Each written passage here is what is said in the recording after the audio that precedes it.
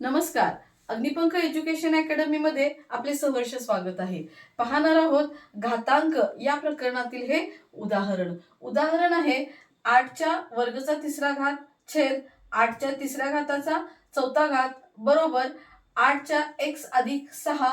तर x ची किंमत आपल्याला काढायची आहे. या ठिकाणी किंवा अशा प्रकारच्या गणितामध्ये आपल्याला घातांकाचे नियम वापरावे लागतात.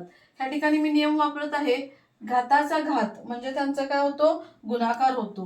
व्यतिरिक्त 6 म्हणजेच 8चा 6वा घात छेद 8चा 3 चौक 12 बरोबर 8चा x अधिक 6. परत आपल्याला घातांकाचा दुसरा नियम वापरावा लागणार आहे. ज्या वेळेला पाया समान असतो, भागाकाराचं चिन्ह असतं, घातांकांची वजाबाकी होते. म्हणून 8चा 6 हा पाया समान आहे, एकदाच लिहिते, वजा 12 बरोबर 8चा x अधिक 6वा घात. या ठिकाणी 6 वजा 12 म्हणजे 8चा वजा 6 बरोबर 8चा x अधिक 6वा. परत पाया समान बरोबर चिन्ह म्हणजेच काय, तर घातांकाची सुद्धा किमती समान लिहिता येईल. 6 वजा 6 बरोबर x अधिक 6. x ची किंमत आपल्याला काढायची आहे. x फक्त त्या साईडला ठेवूयात.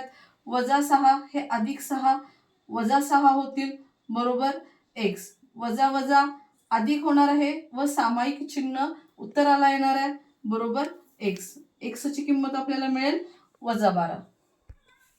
पाहणार आहोत दुसरं उदाहरण.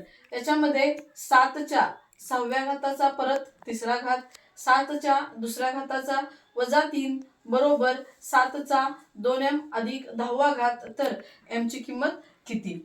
सांगितल्याप्रमाणे घाताचा घात म्हणजे काय होतो, त्यांचा गुणाकार. साहित्रिक 7चा 18 घात छेद 7चा व्यतिरिक्त 6 वजा चिन्ह आहे म्हणून येणार वजा 6 बरोबर 7चा 2m अधिक 10.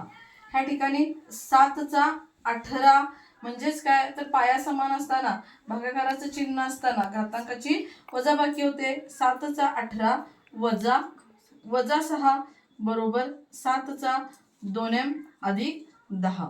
7चा 18 वजा वजा अधिक 6 बरोबर 7चा 2m अधिक 10 म्हणजेच 7चा 24वा घात बरोबर 7चा 2m अधिक 10.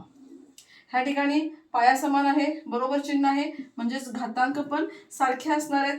24 बरोबर 2m अधिक 10. अधिक 10 इकडे घेतले, 24 वजा 10 बरोबर 2m म्हणजेच आपल्याला मिळेल 14 बरोबर m.